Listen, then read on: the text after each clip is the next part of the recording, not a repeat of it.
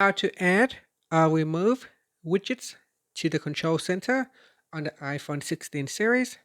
First, let's go back to the home screen by swiping up at the bottom of the screen.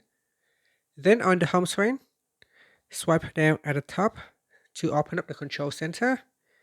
Next, if you want to add in more widgets to the control center, simply tap on the add button at the top.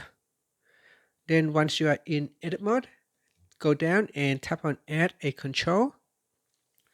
Now from the list of controls, you can scroll down and search for a control that you would like to use. You can also use the search function if you know the name of the control, such as voice memos, so you can search for it.